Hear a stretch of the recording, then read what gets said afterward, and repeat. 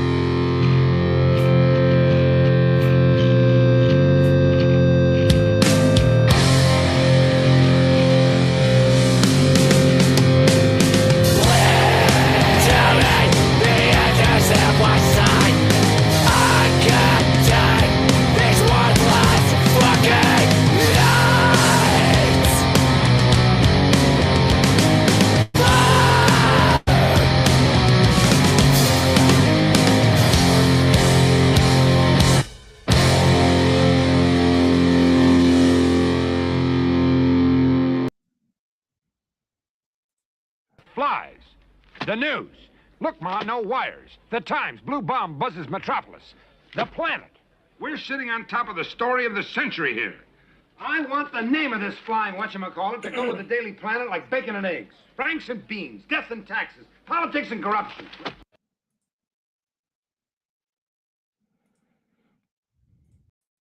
Oh, there we go. I always misclick the button. What is up, guys? Mic check 1 2 1 2.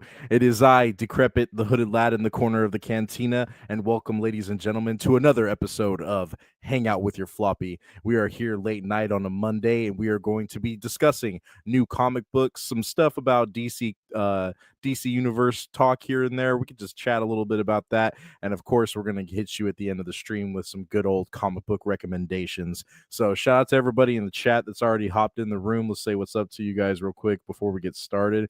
We had Double A in the building. What's up? What's up? Good to see you, Double A. Always a pleasure. Welcome in, sir.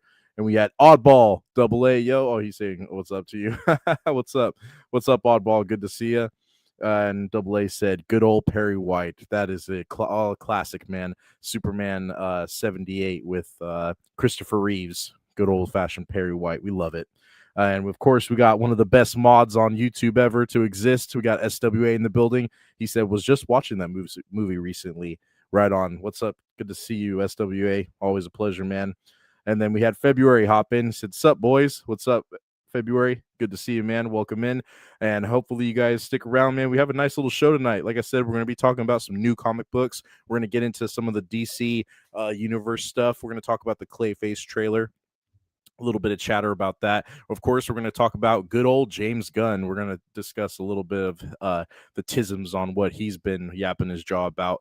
And you know all the good stuff we like to get into. So shout out to everybody in the building. And if you're watching this on the replay, appreciate you guys tuning in.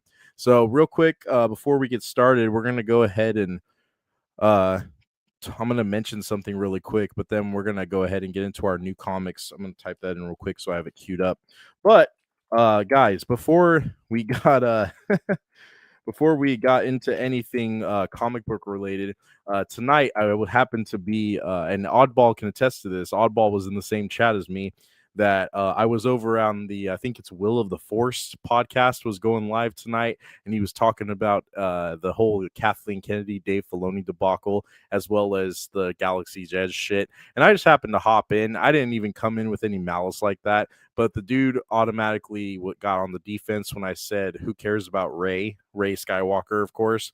And he said, oh, well, I do. I care about Rey. And his co-host of this podcast was sitting there and he was like, oh, yeah, me. I think Rey's better than Anakin.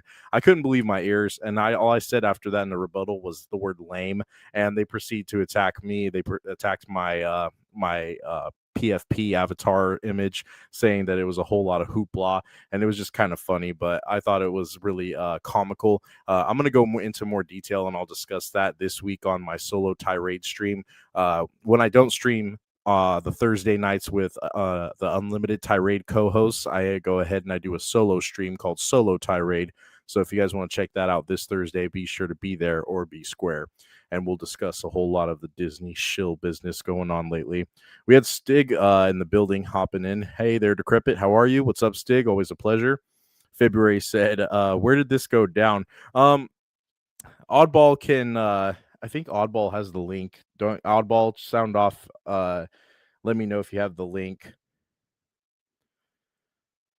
But I think SWA is the only one. SWA is oh yeah, he said I have it. But I think SWA is the one that can send the link. I think SWA has the link to the live stream too, but it's like around like the 45-minute mark. I went ahead and I had SWA was a good old lad, and he went ahead and clipped it for me. So I have the proof just in case they make it like a members only stream or anything like that.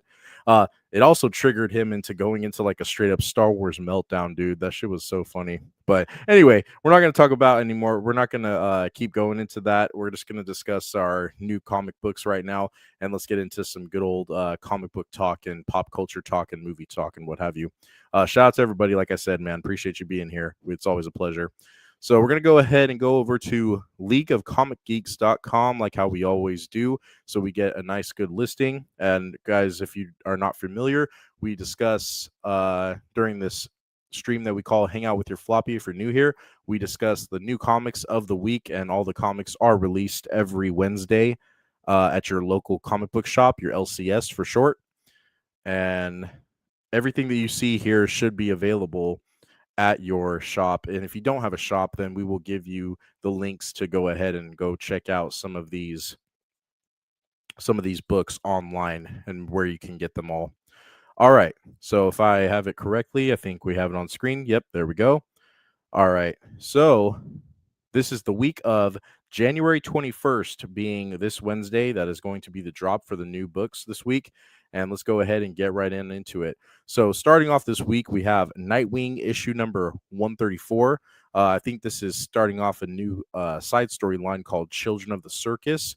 And for those that haven't been following, Nightwing's actually been picking up pretty good. I have heard a little bit of chatter over at the comic shop last week when I went. People are talking good things about Nightwing. Me personally, I haven't checked it out, but if you guys are a fan of Dick Grayson, I think let's see. Let's go ahead and take a look real quick. Let's see who's been writing on the Nightwing book lately. So we got Dan Waters on writing, and artist we got V. Ken Marion on the art, and the colorist is Veronica Gandini. So I think I've heard good things about Dan Waters. I haven't heard anything like too crazy, like as far as like he's like a wokey or anything of that level that's like kind of like activist shit that he likes to cram into his books. But this one, I might have to peek it. I might have to peep it. Because Dick Grayson, aka Nightwing, back in the New 52 era, I really loved the Nightwing run from New 52. So I really would love to. I want to look forward to seeing something by Dick Grayson about Dick Grayson that's really good. So hopefully, get that out of there. We don't want to see that. But man, titties. But yeah, if you guys are a Nightwing fan, maybe go give that a read. All right, next up we have Batman Superman World's Finest number 47 is going to be hitting this Wednesday. Then we have Amazing Spider-Man number 20, but legacy issue. Let's see what legacy issue of this is. Legacy issue 984. So we are about, we're about like almost about 16 issues shy of 1,000 issues of ASM. Unfortunately, it sucks that previous runs in the last few years of ASM have kind of like made the title fall flat, but I think Joe Kelly's been on this one lately as of late, and I think I've heard people say it's good. I've also heard a lot of people say it's kind of meh. It's really lukewarm. Long-time Amazing Spider-Man fans have been saying that this is not really anything to like marvel at, pun intended. Nothing that's gonna really make you like blow your socks off. You know what I mean? So maybe check it out. We got some John Romita Jr. art on this main cover right here for cover A. And then, of course, we got some variants coming in. Lee Bermejo on the Amazing Visions Virgin variant. That one's kind of nice. You got like a that one kind of looks like a Del Auto design for Spider-Man right there. Then you got Benjamin Sue on that variant. Clayton Crane's giving us one on this one with the 150 ratio variant cover and the borderline. And there we go. There's the Del Auto cover. I knew that there was going to be one. So any ASM fans, if you just want to cop this for a couple of the covers, there's some good ones, but everybody that's anyone knows that comic books matter when you go ahead and crack open that spine and take a gander at the story and the words that are inside, man. A whole lot of stuff that could be going on. This one in particular, the synopsis for this reads, Night of the Goblin. Norman Osborn may be purged of his sins, but that doesn't mean they still can't come back to haunt him. Hobgoblin wants Norman out of the Spider-Man game and this life for good, and he's got the hyper-lethal tech of an entire goblin-slaying army at his disposal. What does Norman have? A Spider-Man or woman or two who trust him as far as they can throw him. So there's the synopsis for ASM number 20, aka Legacy issue 984, and go check it out if it tickles your fancy. All right, so next one up, we're going to see that Marvel's releasing X-Men number 24. And then after that one, we got Captain America, issue number 6. And then after that one, we have Titans, issue number 31. Any Titan fans in the building? DC KO is still going on. As you guys can see on the border on the top of this cover right here, DC KO, the tie-in is still happening. I don't know as far as where that lands with the Absolute event that's been going on with DC as of late. I don't know how diluted and complex that the whole KO thing's been going, but anyone that's been picking up with that could let me know in chat what you guys have been thinking, or if you've been reading any of the KO stuff. I personally haven't. I got to be honest with you guys. So if you are, let me know. Right after that, following up, we got Ultimate Black Panther issue number 24. They're still running on that Ultimate Black Panther run. And then after that, we got Fantastic Four number 7. And then following up in DC, we got Wonder Woman issue number 29. And then following into an indie book, we got Exquisite Corpses from Image Comics. So they're on issue number 9 right now. A little bit of a demented looking Easter bunny, perhaps. Don't know anything about that. Let's click on that one. Let's click on Exquisite Corpses. Let's see what this one's about. We got James Tynion IV on the writing, and then we have Tyler Boss as co-writer, and then artist is Valentine Delandro is on the art. And then we also have Michael Walsh as the interior artist as well. The synopsis reads, the groundskeeper's job is to keep order in the playing field. Killers must be kept in bounds and civilians under control. But the survivors of Oak Valley have no intention of making the groundskeeper's job easy. So, I think we had a little bit of a glitch. Are we back? I think we're back. Okay. All right. Anyway, sorry about that, guys. So that's Exquisite Corpses, issue number 9. Following up to that, after that, of course, you know I'm going to give this some time of day. We got DCKO Green Lantern Galactic Slam number 1. So this is a Kyle Rayner book. Kyle Rayner's coming back into the limelight. Another pun intended. Green Lantern, limelight. Haha, knee slap. And then we got Jeremy Adams is going to be kicking off this writing as the main writer for this issue. We got Pat Boutine as artist, and alongside Clan Tormey and Romulo Fajardo Jr. Letterer is Buddy Badone as well. So the synopsis for this one reads, Kyle Rayner brings the cosmic reinforcements. As the KO tournament rages on Earth, the cosmos hold its collectible breath as the heroes of our planet fight for the survival of the very universe. But the cavalry is on the horizon. Kyle Rayner, in a bid to provide cover for his fellow Green Lanterns, has found himself pummeled across the galaxy and into the ring of a wrestling federation? Oh no. Oh dear heavens, no. Is Omega Bam Man about to enter the DCKO fray? Oh my god. An entire cavalcade, you pronounce it, fuck off, of brawlers is right behind him. Are there tables? Somebody get the tables. Okay, so they're going to totally go WrestleMania with this one, calling it Green Lantern Galactic Slam. I might go pick this up. This one looks interesting, of course, because it's centered around one of my favorite characters, Kyle Rayner. Oh yeah, this looks pretty neat. I like that cover. Yeah, I don't know about this one right here, but they might have got my number on this one. Unfortunately. Oh, that's kind of cool. Juan Ferreira wraparound cover. This one looks sick. It looks like a side scroller with the parademons. That's kind of sick, guys. Oh man, it's a shame when I like shit on other variant covers, and then when it comes to characters that I care about, of course I'm gonna glaze it. This looks pretty neat. Just so I don't lose you guys real quick, let's go ahead and let me see if you guys are saying anything in chat. Okay, SWA plugged that. Yeah, go check out that live stream at the time mark that SWA provided. We got Webslinger in the building. Excelsior, what's your favorite comic? Oh man, we'll talk about some of my favorite comics when we get to recommendations, of course. But I definitely have to say Green Lantern Silver Age is one of my all-time favorites, as well as Green Lantern Blackest Night. To put it quickly and bluntly for you, Webslinger, hail, welcome to the stream. Appreciate you hopping in. Good to see you. And then we got Narrow Dark in the building. Good day. What's up, Narrow Dark? Good to see you as always, man. Guys, if you're not familiar with Narrow Dark, he is my co-host on my live stream every other Thursday. Unlimited Tirade, one of the best co-hosts on the entire internet, and on one of the worst shows ever to grace the internet's presence. If you guys are not already, make sure you guys go check out Narrow Dark's YouTube channel. I'll go ahead and provide the link to Narrow Dark's YouTube page. Go ahead and give him a subscription and tell him Decrepit sent you. Good to see you, brother. Always a pleasure. All right, let's get this Kyle Rayner stuff off screen. Let's keep going with these new comic books. I know a lot of you guys want to just keep the ball rolling.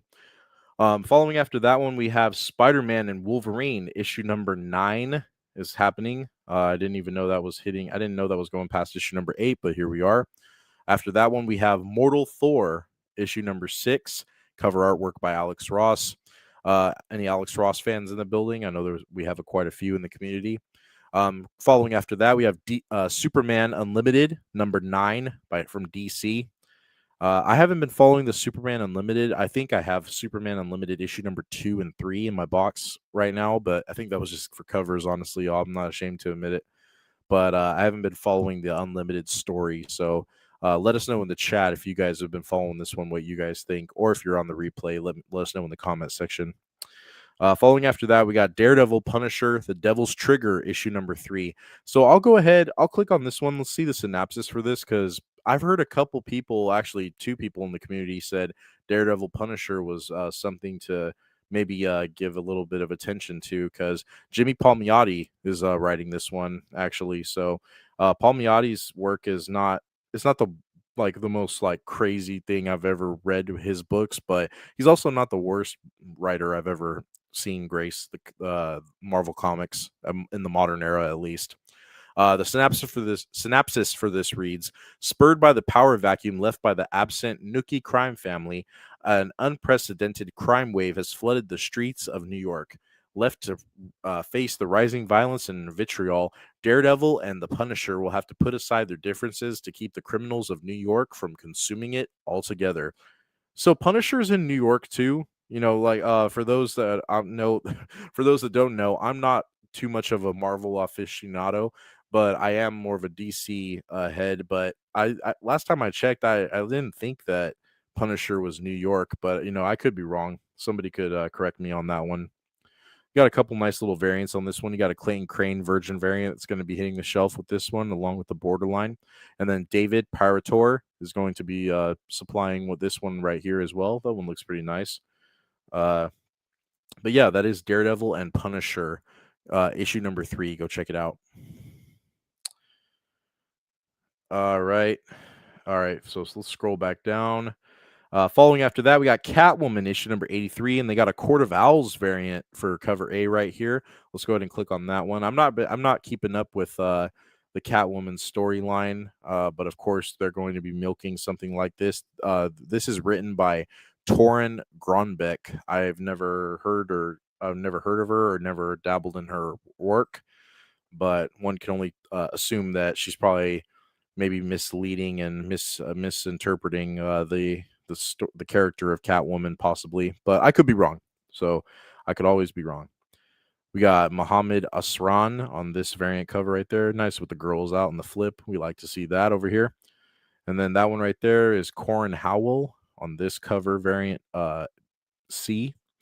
And then we got Lotte Sweater Weather variant by Tula Lotte.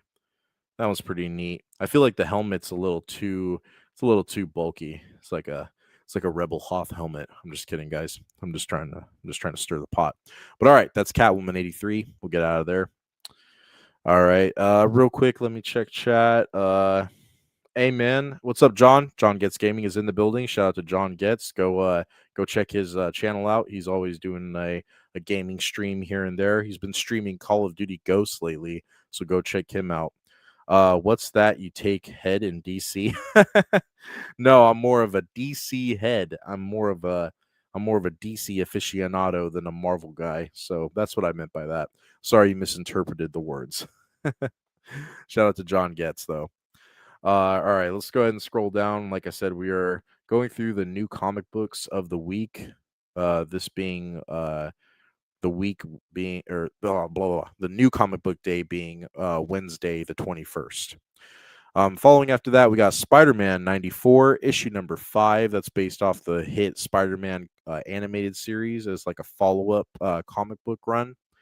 I haven't been dabbling in that one, so anyone could let me know if that one's been kind of true to the storyline or not. After that, we got New Avengers, issue number 8 from Marvel as well. And then jumping back over to Image Comics, we got Red Coat, issue number 16 from Ghost Machine. And I don't know, I've been singing the praises of Ghost Machine quite a bit. But like I said, my favorite book from that line that they've been putting out was Rook Exodus. So if anybody has been checking out Red Coat or Geiger or any of the other, maybe Hyde Street, you guys have heard of Hyde Street. That's the horror line as well from Ghost Machine. Hyde Street's been pretty nice. I like it a lot. Really reminiscent to like the old EC horror books of like the 50s back in the day, like Haunt of Fear or like crime suspense stories. It's that kind of like vibe to it. So if you guys are into that, you'll probably enjoy it. But Red Coat didn't really speak to me because the guys tried to emphasize it was like Pirates of the Caribbean mixed with like the Patriot and Indiana Jones kind of stuff like that kind of vibe to it. But I didn't really see it. I didn't really gravitate towards the main character of this book. So that was just me, my personal take. So you guys can do with that information what you will. If you guys want to say fuck you, Decrepit, I'm going to go ahead and give it a chance. Then go for it. By all means, go check it out. Following after that, we got Alien versus Captain America, issue number 3. So I'll click on this one because a lot of people have been enjoying these crossover books, like such as Alien and versus the Avengers, or Predator versus Spider-Man, Godzilla versus the Avengers, Godzilla versus Justice League. You know, all those tie-ins that we've been getting in the past like couple years. Everybody's been enjoying it from what I've been seeing. Some people think it's really gimmicky. I've definitely complained about a couple of the issues here and there, but when I actually gave them a chance, I actually quite didn't mind it. You know what I mean? Synopsis for this one reads, "Oh, Captain, my Captain, as Captain Marvel joins Captain America in his fight against Hydra's aliens, the secret and dark history between the Xenomorphs and the Kree is revealed. But will either Captain be able to contain an even bigger potential problem, a crazed Nick Fury with a vengeance on his mind?" This one's written by Frank Thierry, art is done by Stefano Raphael, and the colorist is Niraj Menon. So this is the A cover for this one, Alien versus Captain America number 3. And this is cover B by Francesco Mobili. ACO variant, art by ACO. I don't know that artist's name by name, but interesting take on this one. And that's it, just those 3 covers. Okay, so we'll go ahead and check that out. Alien versus Captain America number 3. Go give it a read. All right, back to the new books. Let's go ahead and scroll back down here. All right, so following up, again, another Marvel book. We got Planet She-Hulk, issue number 3 is also releasing this Wednesday. And then after that one, we have Star Wars, issue number 9. Let's go ahead. Oh, shit, I clicked the wrong book. Whoop, wrong book. Wrong one. Let's get back there. All right, Star Wars number 9. Let's see what these people have been writing, more fake Star Wars lore. Let's see real quick. This one reads, "The end for the New Republic. Luke, Leia, Han, and Valance struggle to reunite and help their Nagai allies fight for freedom. A shocking death as a hero falls at the hands of the Xantark stormtroopers. A villain's desperate final gamble puts everything the New Republic stands for in peril. Can an ancient Jedi relic rescue our heroes from certain death or doom them? Oh, Lord Almighty. The writer on this one is Alex Segura, and artist is Ramon Rasanas. Colorist is Chris Sotomayor, and then Clayton Cowles on letterer. Those are the ones that you can thank for this fake Star Wars lore. Real quick, let's see here. Oh my gosh, dude, is that supposed to be Leia? Why does she look so like broad in the shoulders? And the blasters that Jesus Christ. This is really lazy artwork. Like, aside from this being like fake Star Wars Disney lore bullshit, this is just really lazy artwork. Like, look at that, dude. Really, really lazy. They didn't even get the hilt right. Look at that right there. They didn't even get the hilt right. And of course we're gonna. What is wrong with her face? Of course we're gonna do. We're gonna milk the Power of the Force toy line as well for these covers. This is just lazy shit, man. What's number 4? Here we go. Oh, look, stormtroopers with like custom armor, and they're probably bounty hunters. They no longer work for the Empire. Remember when the Empire was called the Remnant, like remnants of the Empire, the Imperial remnants, in like the EU canon? And man, this is just hard to look at. Really hard to look at. I can't with this. But yeah, fake Star Wars issue number 9. Don't go check this one out. All right, let's go ahead and get back to the new comics line. I think, yeah, we have a little bit. We have a couple more rows to go, guys. Everything Dead and Dying issue number 5 from Image Comics is coming out this Wednesday. After that, we have Psylocke Ninja issue number 1 from Marvel. And then after that one, we have Walking Dead Deluxe number 129, X-Men of Apocalypse number 2, and Glorious X-Force issue number 1. And then let me scroll down real quick. Let's go a little farther. Image Comics, we got Ghost Pepper number 7. And then Marvel Comics, we got Wiccan Witches Road issue number 2. And then Image is coming back with Rogue Sun issue number 32. Dynamite with Supernatural issue number 4. I haven't even checked out anything from Dynamite in a while. I heard Dynamite's been having a heavy load as far as like distribution goes. They've been taking on a lot of distribution responsibility. And then I Hate Fairyland number 47 is going to be coming out. For those of you that don't know, the actual title to this one. Oh shit. God damn it. Sorry about that. I have the mouse where it has like the buttons on the side. If I click those buttons, it like makes me go back and forth on my page history. But for those that don't know, I Hate Fairyland, the actual title is Fuck Fairyland. That's the actual title, but of course it hits the shelves and it's called I Hate Fairyland. But the uncensored official title to this series is Fuck Fairyland. And hope that doesn't offend anybody, but that is the truth. And it's written by Scotty Young, for those that don't know. And then artist is Derek Loffman. Synopsis for this one reads, once you've mad scienced your way to a Frank-like monstrosity, there's just one thing left to do. No, not make it a bride. That's gross. You got to find it a friend. Scotty Young, Derek Loffman, and the IHF crew continue their gothic horror experiment in the BFF of Gertrudenstein, excuse me. All right. That's I Hate Fairyland, issue number 47.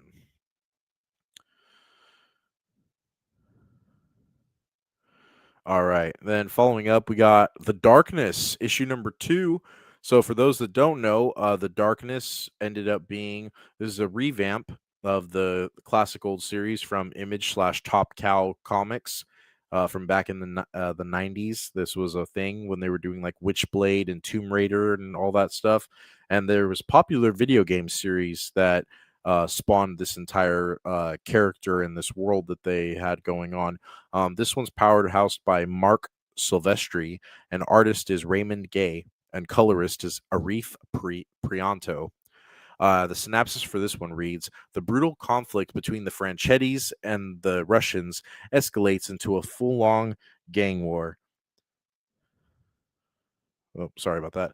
As Jackie Estacado struggles to make sense of his inheritance, the chaotic power known as the Darkness. But Kalashnikov toting gangsters are the least of Jackie's worries. The Angelus has set her sights on him, and her warriors will stop at nothing to destroy the Darkness once and for all. Okay, sounds good. Let's go ahead and look at the variant covers on this one. So this is cover A, base cover A for issue number 2. And then cover number 2, this is Jason Sean Alexander variant. I like that one. He kind of looks like in this one. He kind of anybody remember that game Darksiders? I know Darksiders came out in like the 2010s, but this looks like the Death character from Darksiders. So I don't know if anybody knows what I'm talking about, but that's what that little angle of that artwork of him reminded me of. But this is sick, man. I might go check this out. The Darkness issue number 2. Everyone remembers it as a classic from back in the day. So go check it out.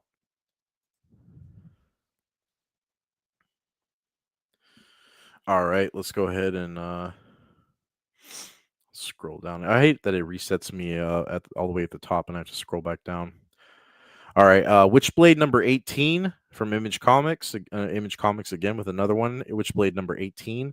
And then going back to Marvel, we got Black Panther Intergalactic number 2.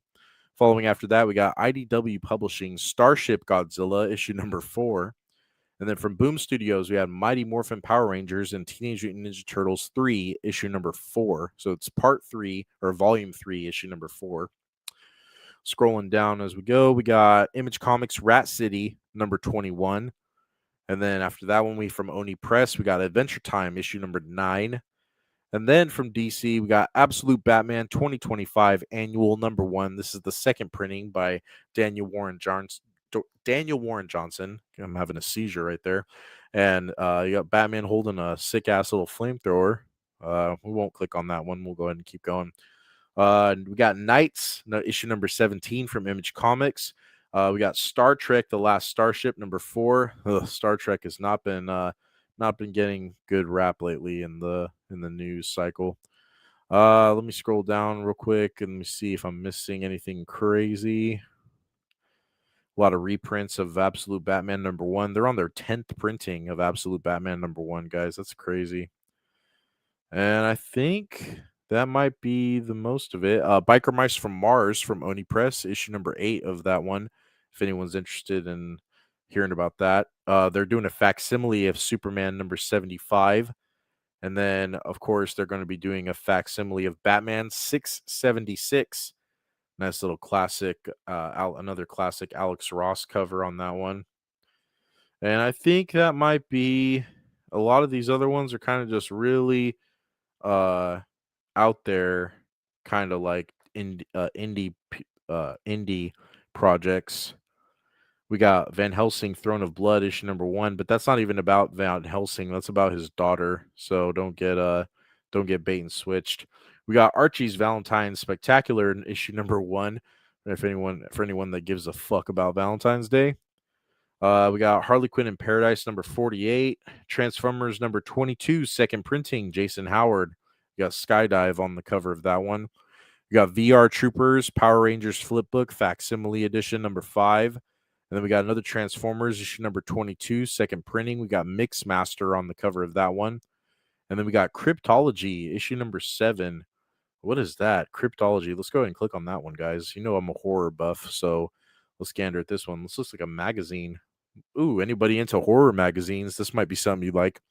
The synopsis for this one reads, this time no one gets out alive, for I, your very own cryptologist, have unleashed the walking dead for the 6th issue of my putrescent tome. It's a gathering of zombies journeying back to the film's White Zombie and I Walked with a Zombie before venturing on into the zombie apocalypse of George Romero and Lucio Fulci's Foul Imagining. We also stagger through zombies that ran amok in the comic books of the pre-code years, Bernie Wrightson's cadaverous creations, and the decomposing abominations that overwhelmed the horror comics of Brazil.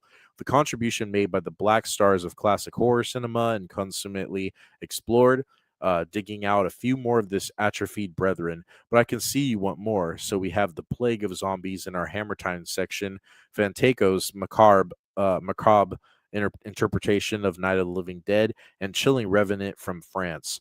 This decrepitude, haha, name drop, will have you frothing at the mouth, and it's available especially for retro horror fans by Tim Leese, Mark Voger, Steve and Michael Cronenberg, and editor Peter Normanton. So right on, guys, go check that one out.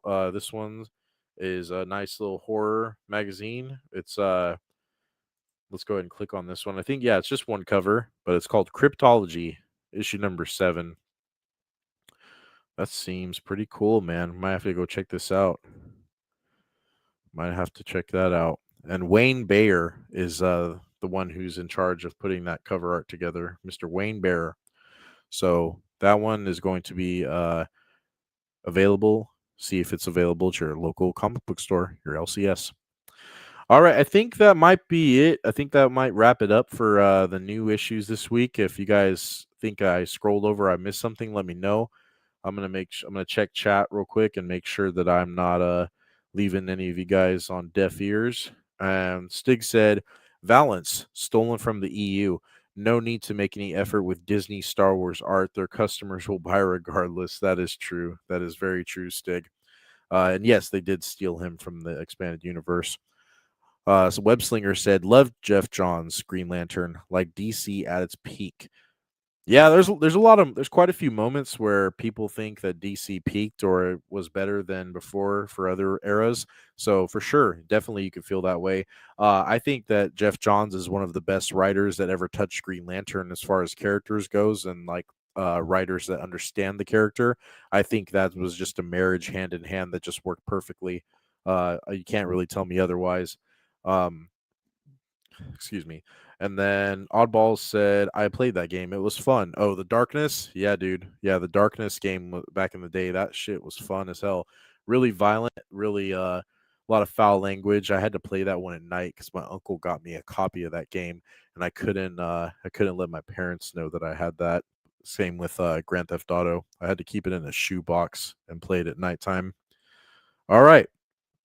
So I think that will wrap up new comics of the week, guys. So pop into your local comic book shop, go check your pool list, update your pool list based on some of the things you've seen here. Maybe you want to grab this Spider-Man 94, or you want to get caught up on Redcoat from Image Comics, or you want to dabble and maybe check out some of the more obscure stuff like Supernatural or I Hate Fairyland.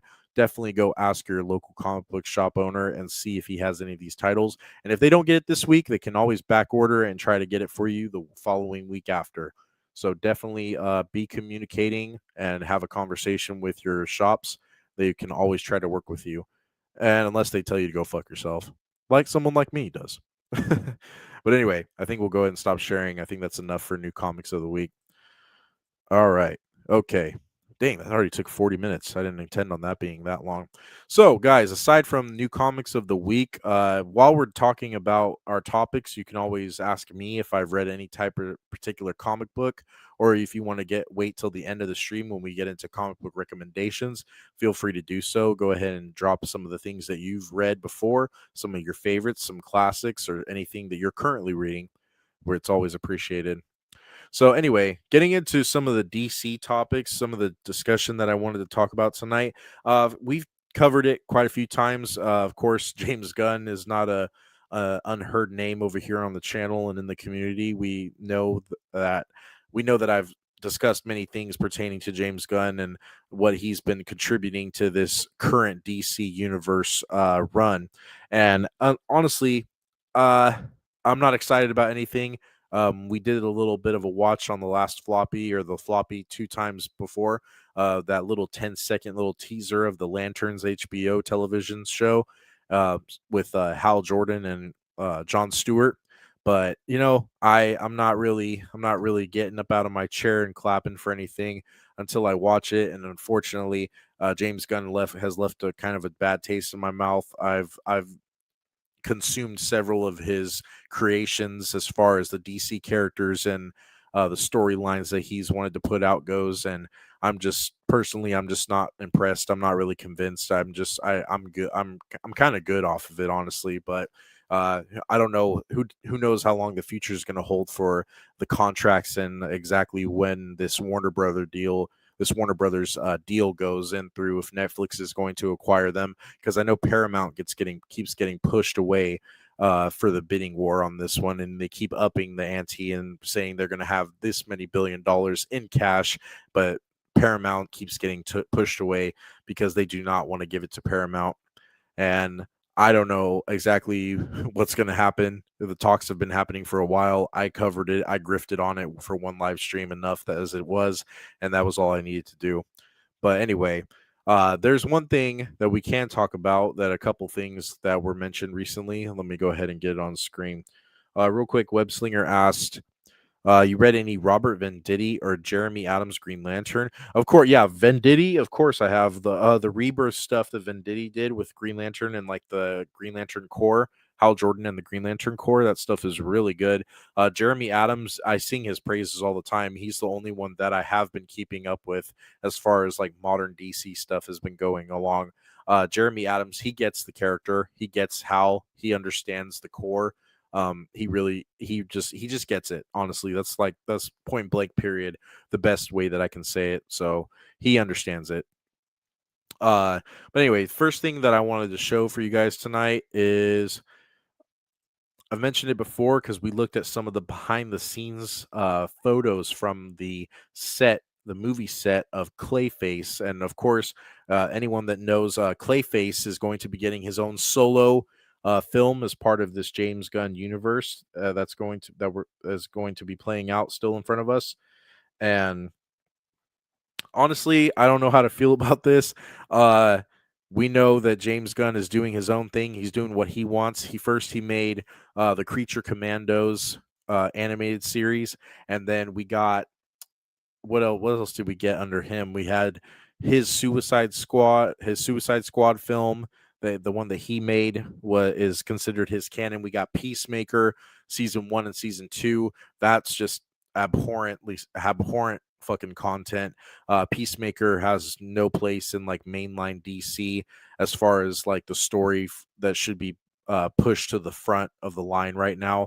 I definitely feel that he definitely mocked, bastardized, and ruined Vigilante, the character of Vigilante. I went ahead and I did a little bit of a rant on that, how James Gunn doesn't understand the character of Vigilante, and he basically just threw him in the corner like a chewed up piece of bubblegum and used him as comedic relief or comedy relief, or however the fuck you word that. But I just don't like the destruction of the characters he's doing, and I don't think Clayface is going to be anything different in that regard. So superherohype.com put out this little thing, and the title for this article reads, Clayface trailer release date gets discouraging answer from DC boss.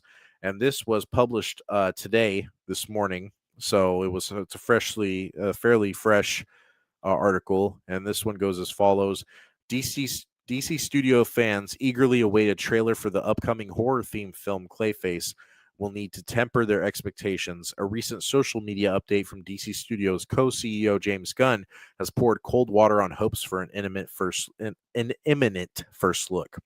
James Gunn responds to Clayface trailer question in a series of updates on Threads. Real quick, does anybody here use Threads? I don't. So it's kind of interesting how, like, Threads, Blue Sky, all these other new like social media outlets, a lot of people have been kind of leaning into them, and especially a lot of Hollywood people that run over to them. We know Mark Hamill did the famous, like, I'm leaving Twitter and I'm going to Threads. And didn't he already come back to Twitter or X? Didn't Mark Hamill already come back? Because he he has no voice on there because he was just another nobody. But anyway, this continues as follows. It says, James Gunn directly addressed fan anticipation, and this is on the Threads social media platform, for a Clayface trailer. When asked if a preview would be released within the next couple of months, Gunn offered a definitive reply on January 18th, 2026. No, I haven't seen the film yet because James is still in the first cut. That exchange sparked further questions about the movie's progress, so Gunn also took opportunity to explain why he hasn't seen the film. He shared how the post-production process works when he is not directing the film himself, like Clayface. Well, thank God. That's a little bit of a good sign to me. He's not directing this one, so that's a step in the right direction. But unfortunately, he's still overlooking it and has the go ahead and the say so on where it goes. Kind of like how we all hate the fact that Dave Filoni has had his hand in everything, and his vision of the Star Wars universe is what's been playing out. This is the James Gunn vision that's been playing out for DC. So this is definitely going to be James Gunn's approved Clayface. Follows on saying, asked like himself, like Clayface, asked if he tends to stay hands off during the stage. He replied, producers are always hands off during the director's cut. Not only is it the best way to do it, but it's also a DGA thing. When pressed further about whether he watches an assembly cut, Gunn added, no, directors always get their first cut, which takes place over 11 or 12 weeks or something like that. Then producers see it. Despite the Clayface trailer delay, Gunn reassured fans that the film's rescheduled release remains unchanged. When questioned if the film was still on track for its September 11th, 2026 debut, he simply answered, totally. How reassuring. This update aligns with Gunn's previously stated vision for a stylistically diverse DC universe. In a July 2025 interview with CBS Mornings, he highlighted Clayface as a prime example, calling it a complete horror film within the same universe but offering a totally different experience from a film like Superman. While the wait for the first look continues, Clayface appears to be progressing normally behind the scenes. So that's all that it says right there for this one. Right there, when it said he's calling it a complete horror film. Now, I don't know about you guys, but uh, I'm gonna be shocked. I'm gonna be shocked if there's anything remotely in the realm of a horror esque kind of like vibe to this one. I don't think that this is gonna be the horror film. This is gonna be maybe a James Gunn style of horror film. I know he's not directing it, but like I said, man, he's hands on. You think he's just gonna allow something to go through and it's not gonna meld with like the world that he's creating? If it's really something that just blows anything that he's done out of the water, then it's really gonna put a microscope on anything that he proceeds to follow up with. And like it says right there, September 11th, 2026 debut. That's this year. So, the question of if there's going to be a trailer or not, definitely there needs to be a trailer by summer if this is going to be something that comes out in September, especially September 11th. What a wild date. But anyway, they hit the second tower. I'm sorry, guys. I had to do it. Real quick, so I don't lose you. Webslinger said that Lantern's photo of Hal and John walking doesn't hype me up at all. Yeah. I hate that James Gunn trusts Tom King as the lore master when he has so many better options. Yeah, Tom King is a hack. I am not a fan of Tom King at all whatsoever, nor am I a fan of Mark Waid. February said, do you think Gunn will let Matt Reeves get his Batman 3? Do you think Gunn's going to even let Batman 2 come out, dude? That's the question. We're going to get into that too right now. I'm going to stop sharing the screen real quick. We're going to get into that. That's the next topic right here. I'll segue into that after this. Narrow Dark said, Threads is just an Instagram thing. Yeah, bro. Yeah, Threads is like the Instagram's X/Twitter, Yeah, but you know that already, but a lot of people don't even know what Threads is. A second movie has hit the DCU. Oh, yeah. Very nice. Very well done. Very well done. Yeah. Okay. The next thing that I wanted to talk about is it's another James Gunn discussion thing. And right here, let me get it on screen. It has to do with Batman and the discussion around the Batman films. So for those that, again, I'm pretty sure there's no one here that's not aware of this, but for those that aren't aware, I'll tell you right now, James Gunn has his own plans for a Batman Brave and the Bold film with Batman and Robin. And the Robin that he's picking is Damian Wayne. And this is going to be very interesting, like I said, man, because This is James Gunn's vision, so we're going to be getting a Brave and the Bold with Damian Wayne's Robin.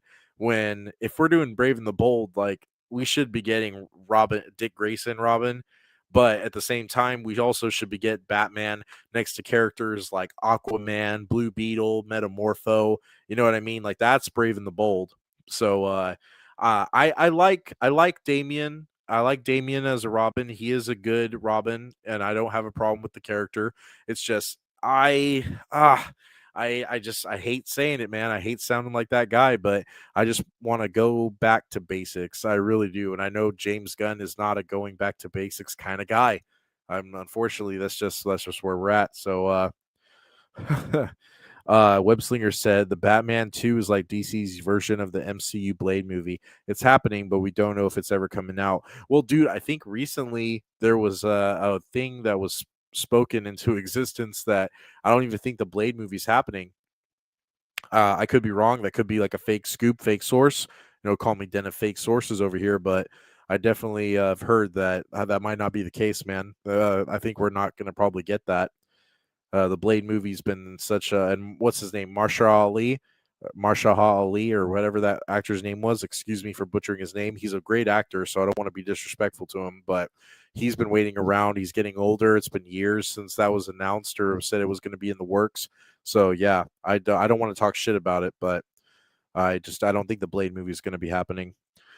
Narrow Dark said Damien's the GOAT Robin. Yeah, dude, I don't have a problem with Damien. I really don't. I really don't have a problem with him. I just that's not where I would go with it, of course. But this is James Gunn's vision. So he said the movie is based on the comic where Dick is Batman and Damien is the Robin.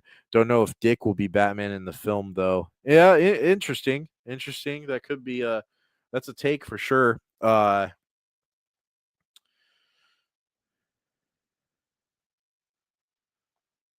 Sorry about that. I had a family member texting my phone. But yeah, like I don't have a problem with the vision. It's just how is this going to incorporate and working together? We don't have a Batman established in the James Gunn universe. We got Superman, we got Metamorpho, just basically off that Superman film. James Gunn's Superman from 2025. We have Superman, we got Lois, we got Lex Luthor, we got Guy Gardner, we got Metamorpho, we got Hawk Girl. Like we have again, anyone can add it onto it. We had Ultraman / Bizarro clone character thing that they tried to give us, dude. So I don't know. I don't know where this Batman's gonna fit in. He's all over the place with this. We got Peacemaker, we got Shitty Vigilante, we got Eagly. You know what I mean? Like we're all over the place. Blade movie is not happening. Might be a Midnight Suns movie instead. That's what it was, dude. That's what I heard. Yeah, it's not going to be a solo Blade film that he's getting shoehorned into a Midnight Suns like kind of ensemble film. That's what I did. Yes, that's correct.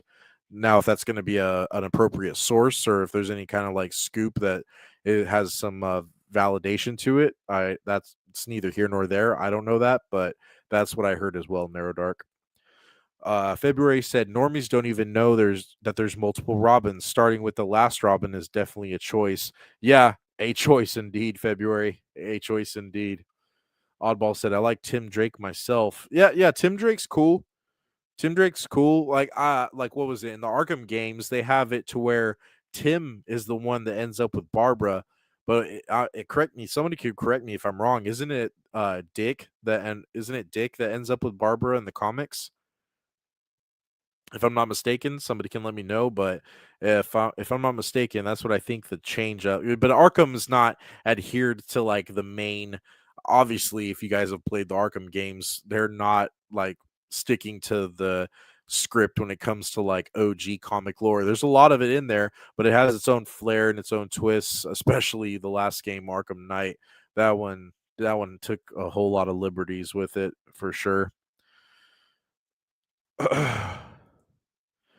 Webslinger said, "It's sad to think Dick Grayson and Tim Drake will never get the spotlight, especially Tim Drake."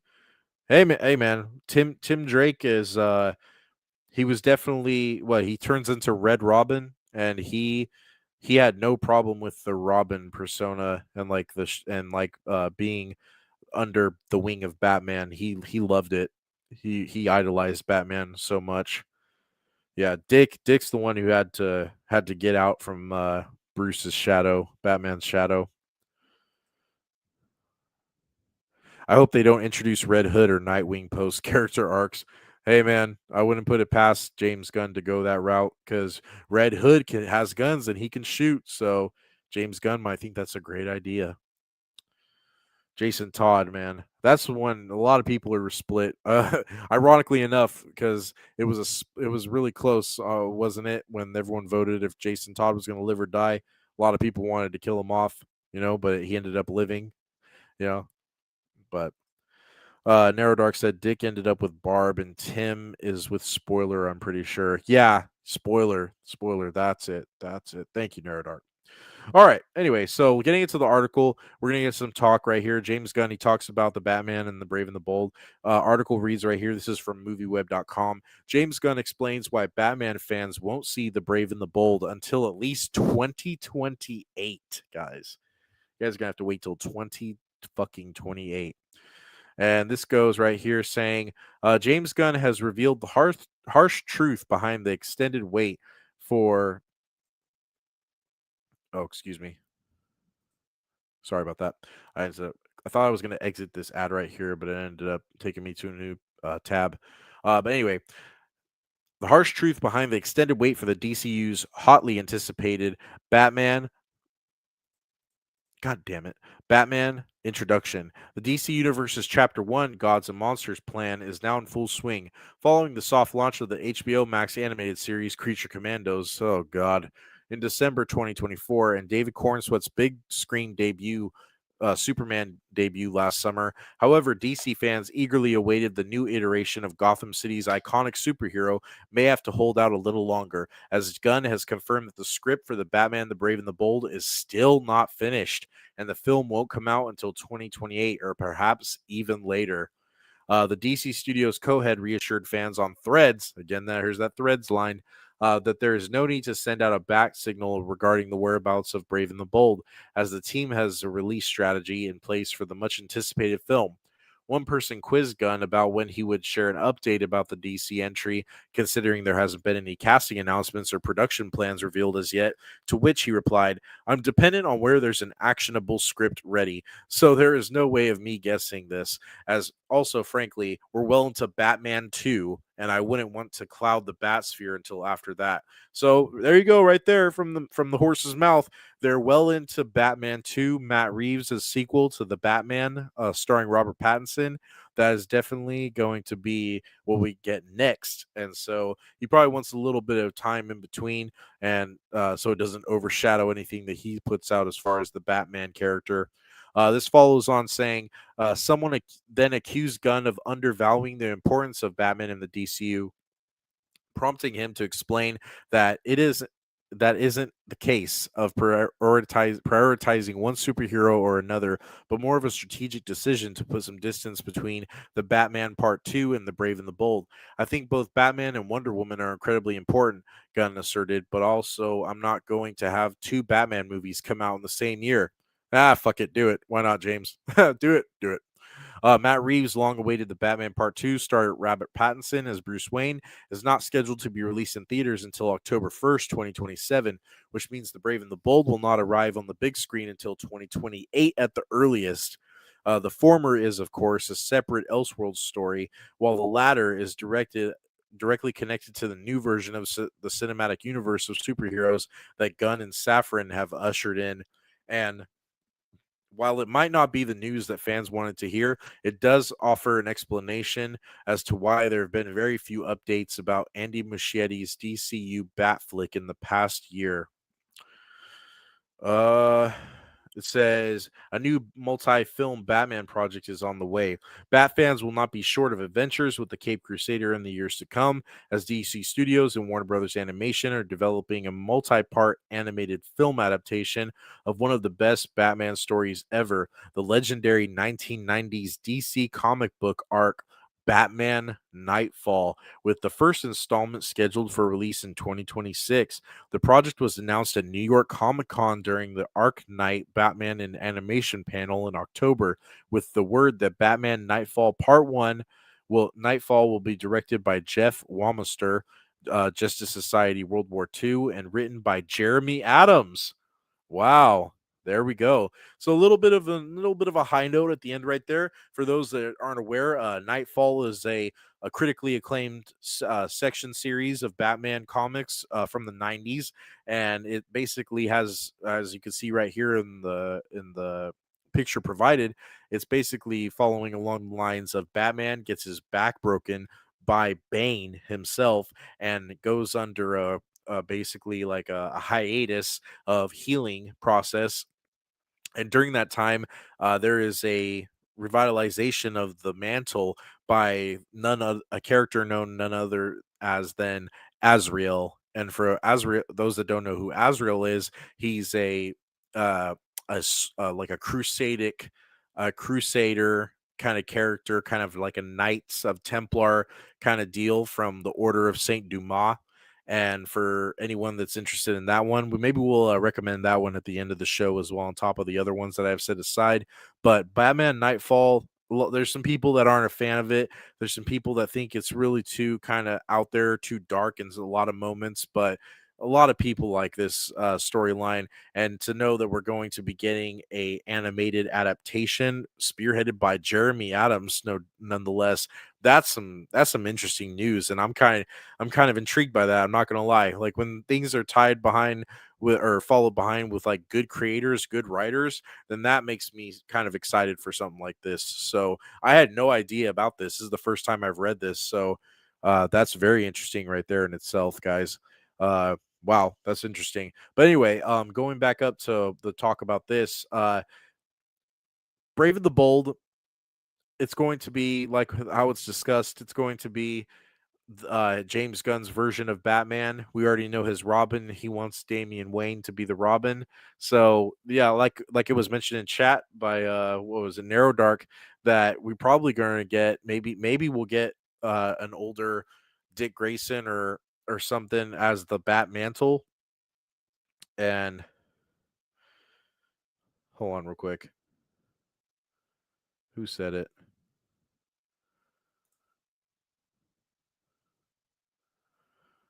I don't know why the fuck I can't find it. But anyway, I definitely think that it has potential to maybe be something interesting, tying into the existing already Superman movie and the Peacemaker show, the Lanterns HBO show that we're going to be getting.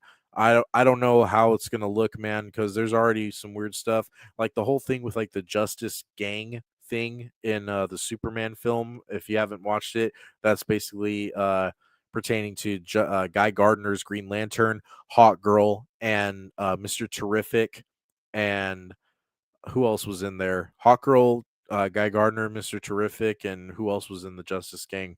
Anyway, it's an ensemble of like DC characters that we know about that are canon established characters, but it's just that those ones together, like Mr. Terrific is known from like the Justice Society of America. Hawk Girl is from the Justice League, and Guy Gardner was like Justice League International. And so yeah, it's kind of all over the place as far as like this timeline that James Gunn is creating. Like we're getting his version of the Justice League, his version of the DCU. So it's very interesting indeed, man. But I it's nice to hear that he said that they're well into the way of the Matt Reeves Batman 2 movie.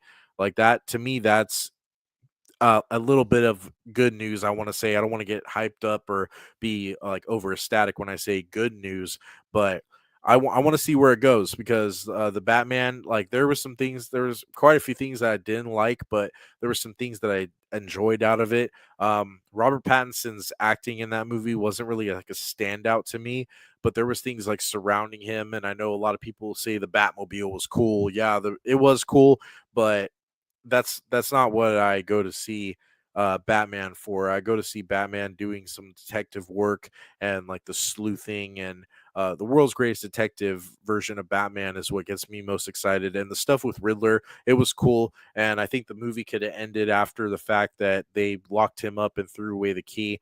We didn't need like the whole like what was it, like the Reddit slash Discord incels followers of the Riddler doing like the whole scene in that arena with like the flooding, and it was just, that was a lot. That was just a little bit much. I don't think that third act, the ending of that third act really needed to happen. So but hey, Matt Reeves went the direction that he thought he had to, and a lot of people liked it. It was followed up by the Penguin show, and the Penguin show was actually pretty good. A lot of people enjoyed that one. And what was his name? Was Colin Farrell that plays the Penguin in that? And dude, yeah, he did a bang out job. Did a really good job. But anyway, so more to be announced. Definitely wait and see what happens down the line for that. More to be announced for sure, and we will be on the lookout for it. What do you guys think? What do you guys? There we go. I keep taking myself off. What do you guys think in the chat? What are we feeling about like the Batman and the direction and all that, guys? What are you feeling? Let us know. And also, if you're catching this on the replay, let us know in the comment section how you feel about it and the hopeful future, or the hopeless future, whatever you guys are feeling. February said that Robin animated movie sounds like Heat. Too bad we'll probably never see it. Which Robin animated movie? February? Which one? Webslinger said, I think Jim Starlin himself didn't like Jason Todd. No, I don't think he did. No, I don't think he did at all. Double A said, my question is, will Batman 2 be heavily influenced by James Gunn? Hopefully not. No, I think he's letting Matt Reeves do his own thing. Matt Reeves was well already like, I want to say that he was finished with the script, like pretty close to being done with it. Maybe James like stepped in and kind of like looked it over, gave some pointers. Like who knows, man? Maybe James said like, "Hey, I want this to kind of itch towards like the feeling of what my Batman's gonna be like." Maybe how it said it right there in the threads interviews that, or the questionnaires that he was doing. Like he wants it to be have enough space in between to where there's no correlation whatsoever, to where they're two separate entities altogether. So who knows if the influence of James Gunn is really going to hit the Batman sequel heavy in that regard. I don't know. I personally, I don't think it's going to be that close and that heavy of an influence by him on that one. The Penguin season 2 never happening. Yeah, that would it's probably leaning that way, bro. uh Webslinger said Jeremy Adams could have led the DC cinematic universe over James Gunn. I don't like casual normies leading superhero universes. Dude, exactly. I feel the same way. I think if you got Jeff Johns, Jeremy Adams together, those two brains alone, that would be a problem for Marvel. That would be a very, very big problem for Marvel. I think that them tackling DC characters, they like. No, I'm not just saying this because I'm a Green Lantern fan, but I think that Jeff Johns and Jeremy Adams could definitely handle characters like such as Blue Beetle, Aquaman, Cyborg, the Teen Titans. I think they would make that shit fucking excellent. But unfortunately, they don't get to call the shots, and neither do we. So if the fans had their way, we would think that a lot of things would be done perfectly. But February said February said, how many Robins do you think Gunn's Batman ran through? Oh well, if we're getting to Damian already, then maybe Dick's already dead. Maybe Dick Grayson is dead. Maybe Dick's dead. Maybe Jason's dead. And maybe Tim Drake is already Red Robin. There ain't no telling, dude. There ain't no telling. Webslinger said James Gunn's Guardians of the Galaxy version of the DCU. Yeah, a lot of people feel that way. That one that he did was a Bloodsport, King Shark, Harley Quinn, Polka Dot Man. Like I liked a lot of things in it, dude. I really did. I liked a lot of things that were going on in it. But dude, man, oh man, like if only stuff could be just done correctly, then we would be sitting quite all right. February also said Clayface movie is a huge mistake for a universe that has yet to introduce a Batman.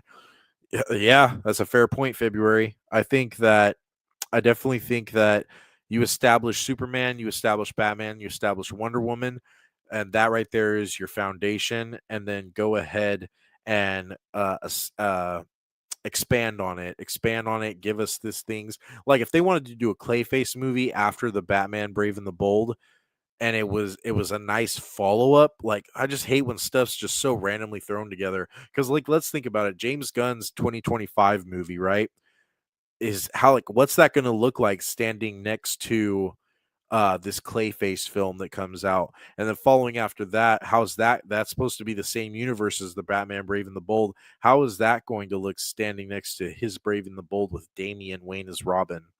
And like what's the bad guys going to be in that one? Is it going to be Batman Brave and the Bold, and then we're going to get all these heroes thrown into the mix of that same exact film?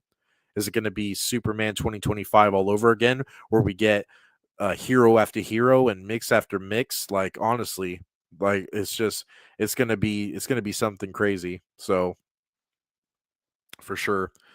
Uh Star Wars Forge said, I need your guys to help. A Disney shills accused me of being pro-fascist because he doesn't like that I believe Andor is not Star Wars. Oh, Forge. The Disney shill between back and forth with his pronouns is by all the leftist stereotype hashtags. Oh, Forge. Oh, I'm sorry to hear that, bro.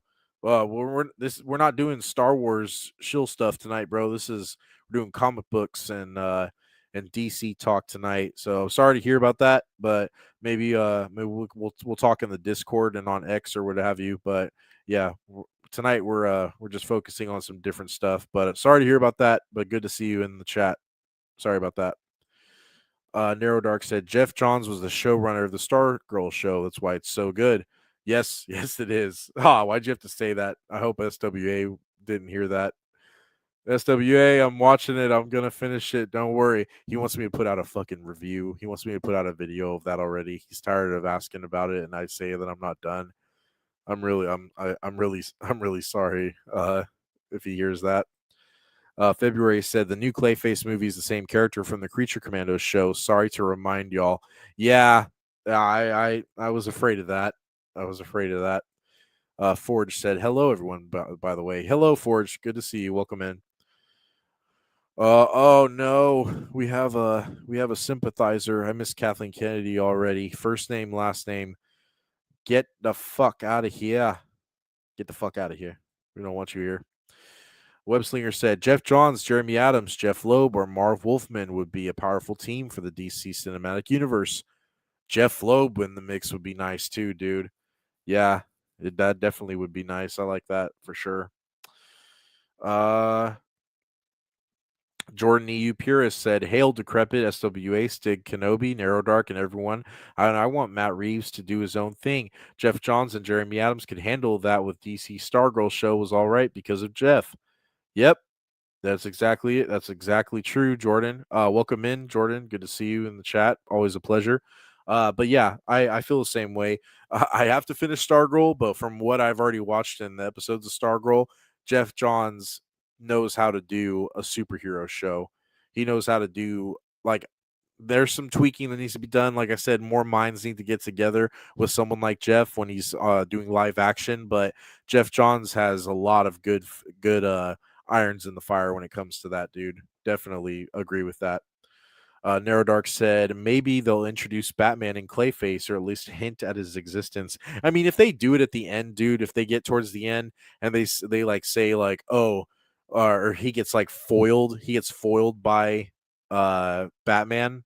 You know what I mean? If he gets foiled by Batman or if he gets arrested and locked up by Batman, and that's the sneak peek, like, or maybe we don't see his face, or like maybe he's in the Batmobile and he pulls up to the end of the film or something like that, or like Clayface looks up and it's like a shadow where it's like just the cape swinging by, you know what I mean? Something subtle and like small like that, you know what I mean? It could be something like that, and I definitely would. I wouldn't have too much of a problem with that. But me personally, like it was said before in the chat that I was referencing, definitely the foundation needs to be laid down. We should get Batman first before we get something like Clayface thrown out there. Narrow Dark said, I'm waiting for the Stargirl review as well. Oh, I know. See, I had to say it. Me and my big mouth. SWA, finish it. I'm sorry, guys. I'm sorry. I promise it's going to get finished. I promise soon. February said DC needs to stop sleeping on Batman Beyond. He has the potential to be more popular than Miles Morales. Yeah, you know what? And if you're making that correlation with regards to like people want to see that like that super there excuse me Superman the Spider-Man Spider-Verse animation style and that you want to see Batman Beyond like that. I don't know if I'm in that same ballpark as you personally. I'm not trying to make waves. I'm not trying to say that it would be a bad idea, but if we're going the animation route, like I might want to see something a little different when in regards to like Batman Beyond. But I also want to see live action Batman Beyond. But remember, guys, we don't get live action Batman Beyond because we didn't support the Flash movie. The Flash movie flopped, and they said, "Oh, it was said by somebody like, oh, if the Flash movie did well, we were gonna go into production of Batman Beyond, but not now." Like, get the fuck out of here. These fucking wimps and their fucking crybaby shit. They're just like, oh, fans bad. So the fuck out of here. Out of my face. All right. Did I miss anything? Webslinger said Jeff Johns wrote some good episodes for Smallville. I trust him with Superman, Flash, and Green Lantern. I would trust Jeff Johns with a whole lot of characters. I would trust him with Martian Manhunter. I would trust him with Aquaman. I would trust him with Blue Beetle. I would trust him with Metamorpho. I would trust Jeff Johns with quite a bit, dude. Straight up. Webslinger said, I kind of think Miguel O'Hara is better than Miles Morales. Spider-Man 2099 deserves more respect. I liked Miguel. I'm referencing the comic book. I'm not talking about like the cartoon, you right? That's where I'm referencing. But I think that Miguel in the comic book is great. There was also the 2099 Unlimited the sequel volume that they did back in like what was it 2015 2016 when they brought 2099 back. That was also a good run. So I liked Miguel in those books for sure, for certain. I agree with that if that's what you're referencing. But if we're talking about like the comic book and like the multiverse and like the what was it like the what did they call it? Did they call it a canon event? Is that what they called it? I'm not sure. I can't remember. I only watched it once, but February said, I just want these goated characters to be utilized. As do I, as do a lot of people here, sir. A lot of people in the community feel the same way. And then SWA said, I gotta continue watching Smallville. Dude, I was watching I like watched like the first like 3 seasons. I don't know how or I watched I know for a fact I watched the first 2 seasons when I was younger. A family member of mine would have them on play all the time on the TV because that was when it first came out and it was popular. But I definitely need to rewatch Smallville. Maybe I'll get into Smallville after I finish Stargirl. Oh. All right. I think that's enough of me running my mouth as far as like the James Gunn topic and the Batman topic go. So let's go ahead and let's get into some comic book recommendations. I need to have a clip for when we get into that part. Webslinger said, OG 90s Peter David comics are great. Edge of Time is also great. Spider-Man 2099. Yep. Yes, it is. Back when CW showed Smallville, that's when I got into the DC comics. Oh, how cool. That's very cool, Double A. That's very cool to know, dude. Very interesting. It's interesting to see when people get into comics and certain characters at different times. It's very interesting to see all that, dude. I love hearing that. Very cool. Then there's the season 11 comic series as well. Oh God. How much is there? A whole lot, huh? Whole lot of nothing, whole lot of this and that. All right. All right. So there would be a clip right here in the future playing when we get to comic book recommendations. And let's go ahead and talk about some comic books that I've read before or I'm reading currently, and I'm going to go ahead and recommend them to you guys tonight. Now, also feel free while I'm doing this in the chat, go ahead and drop your comic book recommendations. Now is the time of the stream to do so because we will be this is the tail end of the stream, so this is the part of the night when we go ahead and get into all that. So first comic book recommendation from my end, I'm going to be recommending you guys, if I can get it shared on screen, we're going to be looking at mycomicbookshop.com. Why do I show it on mycomicbookshop.com? It's so that you guys could also see what's the kind of the worth of these books, give it a little synapse, see the front cover of it, and also can check it out and add it to a cart and purchase the book if you want to do so yourself, because some of these are back issues, not modern releases currently available for everybody in the public. So the first recommendation that I want to do for you guys tonight is a release that is set out in 1989, and this is A Tale of the Batman. This is an Elseworlds book, and this is titled Gotham by Gaslight. This is put together by Brian Augustine and, of course, Michael Magnolia. Michael Magnolia, a lot of people know that name from the Hellboy series, of course, and P. Craig Russell. Introduction by Robert Bloch. Now, the synopsis for Gotham by Gaslight reads as follows.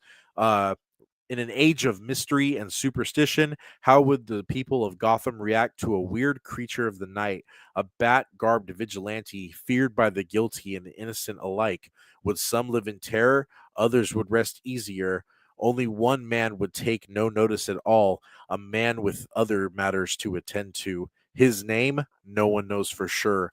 Most people know him only as Jack the Ripper. So this is an old school take on Batman, of course, like steampunk UK kind of look, and this is Batman taking on Jack the Ripper. Elseworlds book, it's a great read, guys, from the 80s. You can't get anything better or anything kookier and cooler than this set as a combo. Artwork on the interiors as well as just awesome. It's very fine line work, a lot of pastel mixing. It's very good stuff, and this is my first recommendation of the night for you guys. Go check this out. This is Gotham by Gaslight, A Tale of the Batman. All right. So that is my first recommendation to all of you. And then we're going to get into the second recommendation for the night. And my next one is another DC book for you, of course. I don't believe I've recommended this one to any of you guys in the community yet. But this one is Metamorpho. This was published in 1965. This is Metamorpho, the Element Man, issue number 1. His arm becomes a marble hammer to smash his atomic foe. But what's this? Has the world's most fantastic hero at last met his defeat?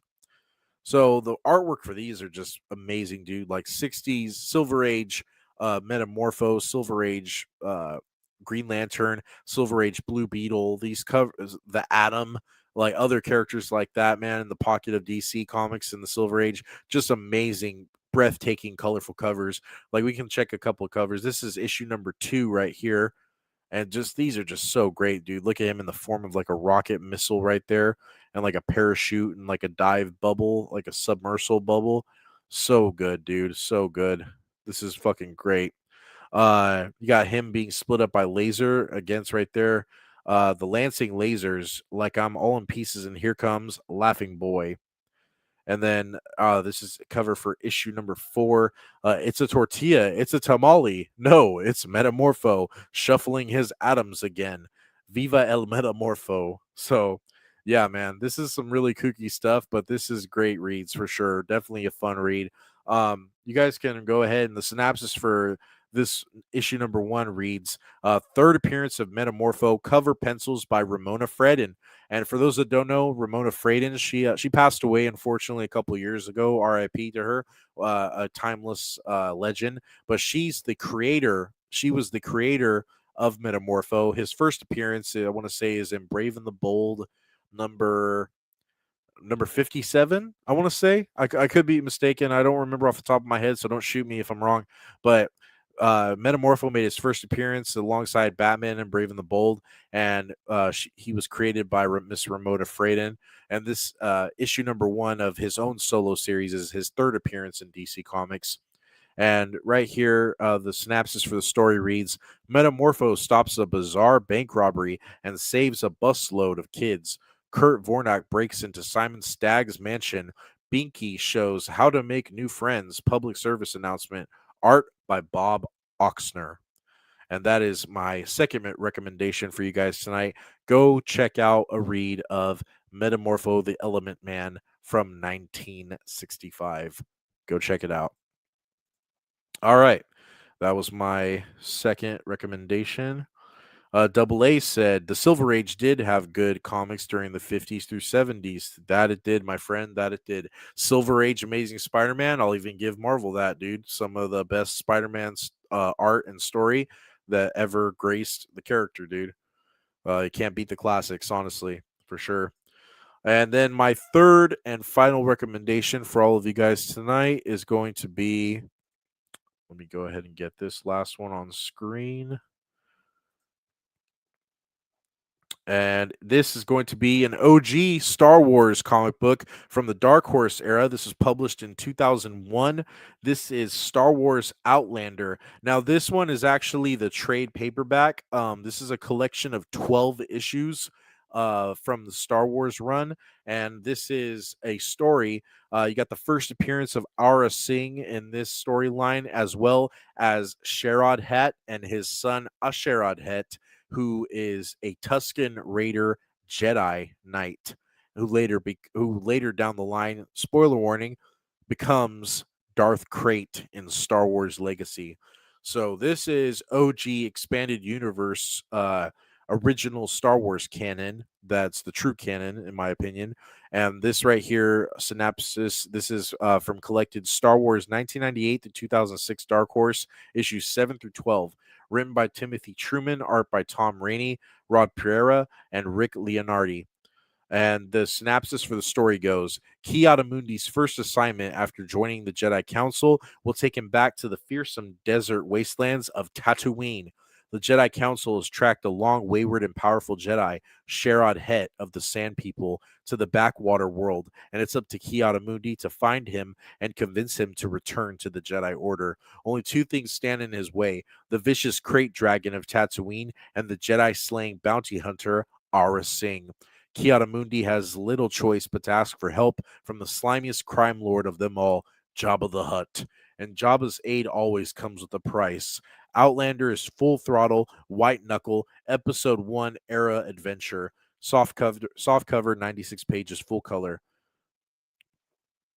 Note, the repercussions of this story can still be felt in the pages of Star Wars Legacy. For related reading, also see Star Wars Legacy trade paperback 2007.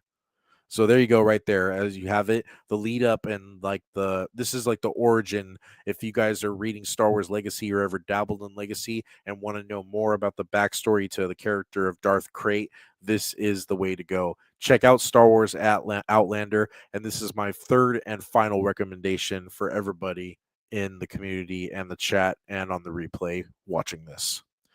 So we'll go ahead and stop sharing that one real quick, and there we go. All right. And those are going to wrap up my recommendations. Like I said, guys, any of you have any recommendations, feel free to throw them in right now. We'll probably linger maybe 2 or 3 minutes, and then we'll go ahead and close out and wrap the stream up. Real quick in the chat, let me see what you guys are saying. SWA said, yes, a member of Batman's Outsider team. Oh, yeah, Metamorpho. Yes, the Outsiders, definitely, dude. Batman and the Outsiders, that was a recommendation in a previous episode that I did of Hang Out with Your Floppy, and I love that story. That was one of my first comic books that I bought back when I was 16 that got me back into comics was Batman and the Outsiders. I didn't read comics for about I collected books from when I was 8 or 9 years old until I was 13, and then I took a hiatus. I stopped on comics from 13 to 16 for about 3 years, and then I got back into it when I picked up Batman and the Outsiders issue number 1. And that was from the 80s. And the Outsiders is it's a fun one, man. It's a really good fun one. On the cover, it has Batman kind of pointing at the Outsiders, and he's looking at the Justice League, and he's like, I quit your 2-bit Justice League. He's like, I'm gonna start something with my new friends, and it's just it's all the Outsider members, dude. It's so great. Double A said pre-Darth Krayt. Yes, it is, sir. Yes, sir. Some Tatooine lore. Yep, for sure. SWA said, I remember hearing something about Ara Singh being force sensitive and something a while back. Never read anything that included her yet. Dude, go check it out. It's a really good read. Star Wars Scran actually regaled me because I was asking, I was curious. I know I could have looked it up myself, but I asked the community. I was like, hey man, I was like, can somebody point me in the right direction when it comes to like Darth Crate's origin and Sherrod Het and what have you, and like the old Clone Wars lore, or the pre-Clone Wars lore. So I went ahead and I found that one and I gave it a read. I read it digitally online, and I got all caught up to it. So I'm hyped up for when I go dip back into Star Wars Legacy again. Maybe I'll start back in like in the summer when I get around to it. But yeah, definitely Ara Singh, yeah, she's got like a force sensitivity thing going on. You saw her holding the lightsaber there on the cover. Double A said back when Dark Horse Comics were at its peak. Yep, yes sir, yes sir. Double A said my recommendation is Batman: Death in the Family, Volume 3. Very dark matter, and the Joker becomes more devilish than usual. Very good recommendation, dude. Very good. I love Death in the Family. Double A said, I'm sure that Scott Snyder wrote that comic book based on the Texas Chainsaw Massacre. That's a good take. That's a very interesting take for sure. Thank you for that, Double A. Appreciate that. February said, can you elaborate more on the stream you crashed when you were where you were watching on clowning on clowns? Oh, dude, yeah, like I said, it was a known Disney shill, and I think it's Will of the Force is his name on YouTube, and he basically was sitting there glazing Disney Star Wars and saying how excited he was for Filoni and that Kathleen Kennedy got too much hate and she wasn't responsible for the downfall of Star Wars, which there's to a degree that's true because, like I said, Dave Filoni's been the creative force of Disney Star Wars canon for quite some time after Rise of Skywalker. So, but she definitely is the main contribution to the downfall during the sequel trilogy films being released for sure. But anyway, I hopped in there and I said, I said, who cares about Ray? And he basically clapped back saying, I care about Ray. And his co-host said, oh, I think I like Ray more than Anakin. So sorry if you don't feel that way.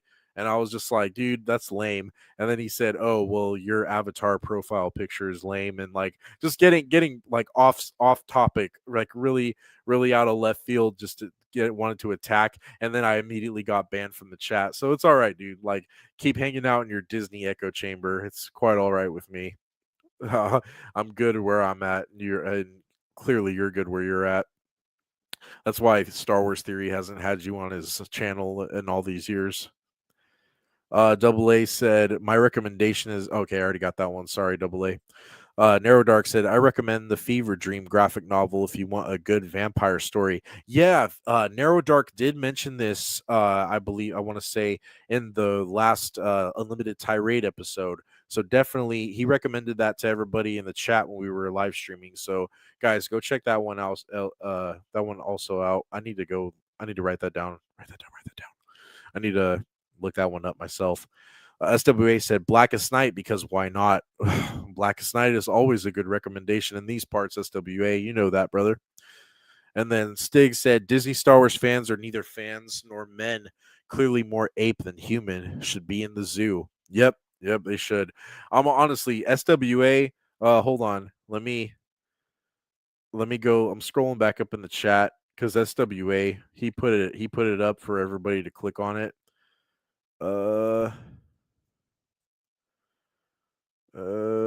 Here we go. So here, guys, if you scroll back up in the chat, SWA had the live stream that I mentioned right here for you guys. He said started at the 41-minute mark. I say you can start around like the 44-minute mark because that's when I hit him with my comment. But dude, after following that, and Oddball, I don't know if he's in the room still or if Oddball's in the chat, but Oddball was also in there because he sent me the live stream on X, and that's the only social media other than YouTube that he has, and he sent it to me on X, and I looked at it, I started watching it, and I couldn't help it. I said something, and then Oddball proceeded to say a couple things. And Oddball, he likes Clone Wars, and he's admitted to it, which I like. I hear it, but like I don't I don't recognize that as like the true canon, the OG expanded universe canon. I think Clone Wars is lore breaking garbage. But anyway, Oddball hopped in there and he was being a little bit nicer, but he was also still hitting it with like discourse and kind of abruptly derailing like this guy's train of thought. And this guy proceeded to have a fucking full on Star Wars meltdown. Like this guy had a full on meltdown. It was honest. It was quite fucking hilarious, dude. So yeah, I have clips that SWA provided to me because I can't download the stream for some reason, so I can save it and cut it up. But for sure, definitely go check that out. It was a fun watch. Those people get fucking triggered, and it's great. I don't. I'm here for it. Double A Chef. I really love Baby Dumbo. I love it. The only reason I have Disney is because watching my daughters want to watch Mako Mermaids. Chef is Alaska temperature twat. He is, and all that fucking reacting that he was doing over the AI slop is just comical, fucking hilarious. Stig said, Fever Dream is awesome. I read the novel. George Martin did a damn good vampire book. Yeah, that's what Narrow Dark was saying. So go check that out, guys. All right. That being said, guys, I think we'll go ahead and wrap it up there. I want to shout out to everybody in the chat for hopping in tonight. Always appreciate you guys and your banter. We got quite a few comic book recommendations on my end and from some guys in the community. So feel free to go check those out. And please definitely give those a chance and give them a read if you can. As always, we want to hear from you in the community. Check us out if you're watching this on the replay. Hit us in the comment section and give us your comic book recommendations and what you guys think we should be checking it out. Also, I'm going to link it in this description. I don't know if I can right now, but check us out on the Discord, guys. Go join up on the Discord. We have a lot of conversations. We talk Star Wars, we talk comic books, we talk Legos even. We're talking a whole lot of bullshit, and we have nice little banter and chats. So go hit us up in the Discord. Become a member of the Blades and the Cloak Disciples. Join the community with me, the hooded lad in the corner of the cantina. So that being said, guys, thanks so much for checking us out tonight on Hang Out with You Floppy, and we will see you all next time. May the force be with you all, and go fuck yourself. Good night, everybody.